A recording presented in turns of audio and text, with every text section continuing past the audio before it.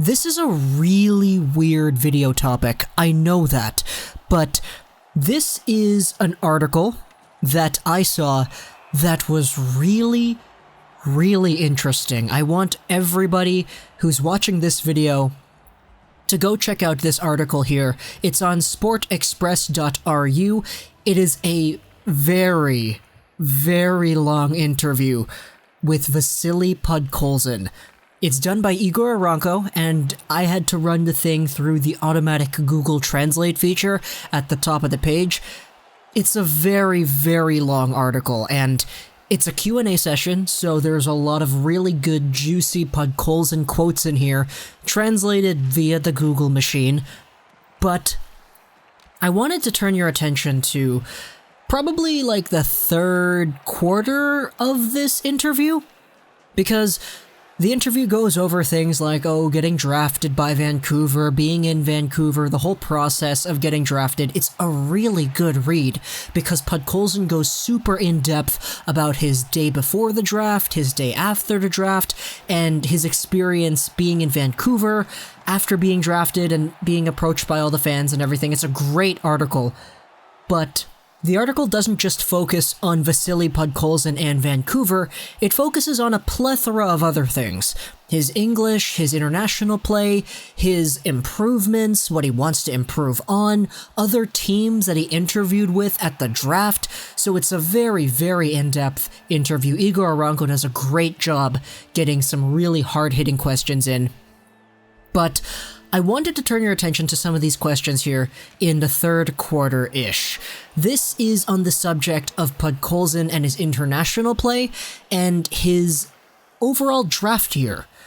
Igor Eronko asks the questions in bold, Podkolzin gives the answers in non-bold. I'll roughly go over these answers in Google Translate. I won't say them word for word because I believe that my interpretations can get the messages across a little bit more seamlessly. So here are some of the questions over to Podkolzin. A number of overseas scouts still do not quite understand what will come of you. Do you have an answer? And why?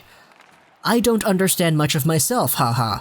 Probably because I have so-so stats, and sometimes I can flare up. In this context, he's referring to flaring up as becoming hot-headed and being quote-unquote angry, as it happened last season. Teams will look at players and will formulate answers for them with their own heads. Therefore, it's clear why there are doubts for me. My business is simple. Every day I work on skating, club ownership, and thinking about the game, and get used to the speeds of the KHL and the VHL, and in 2 years, the contract will end, and it will already be visible there. Do you have an understanding of what to generally go for? I want to score more. I'm an attacker, especially an extreme one, but I'm learning to do a little bit of everything, and this will increase my chances of gaining a foothold in the KHL. And then here, this is the big question that incites a really deep answer that is the whole reason I'm making this video about Podkolzin's philosophy on the ice. About flaring up and getting angry. Last season, you were the main target of your opponents in the national team in your age. You were constantly trying to hurt people and hit people. And I responded stupidly. When someone used force, I immediately remembered their jersey number and skated around them for the whole game. And that's not your task as a hockey player.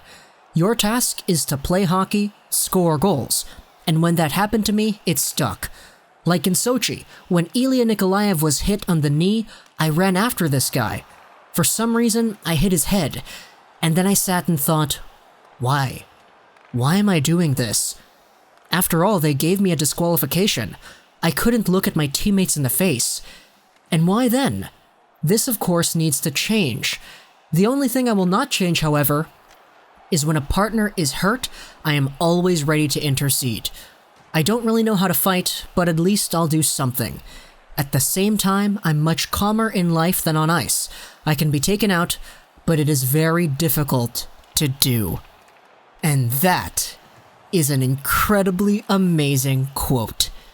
Not only does Vasili Podkolzin label himself as a goal scorer, which we all know he has the possibilities of becoming due to his phenomenal Hlinka Gretzky tournament, but Podkolzin as a whole puts so much emphasis on sticking up for his guys that he's going to be an instant fan favorite here in Vancouver. He's going to be an instant locker room favorite amongst the Vancouver Canucks, because we've seen it right here.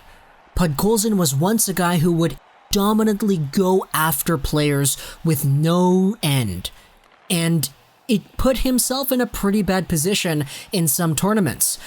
So, for Podkolzin to be able to sit here and question himself, ask why is he doing it like this, why is he going after guys in the head, and reflect upon those decisions, I think it's a very healthy kind of profile to build for yourself, to look at yourself in the mirror and say, okay, what am I doing right? What am I doing wrongly? What do I need to improve on? Because the philosophy of Podkolzin goes with playing hockey, scoring goals, and sticking up for your teammates, keeping the scales of justice equal on the playing field. And that's something that's so different than what the Vancouver Canucks have right now. PD, Brock, Quinn Hughes, I love them, but they don't have this killer mindset that Podkolzin has. This philosophy on the ice is killer. And I love it. I absolutely love it. And Podkolzin putting it into words here really does explain a lot. So, I'm telling you, go read this long article. Igor Eronko does an amazing job, and I think any Canucks fan would get a huge benefit to their understanding of Podkolzin because it's so deep. Hope you enjoyed this video. Social-Rosa99, and bye.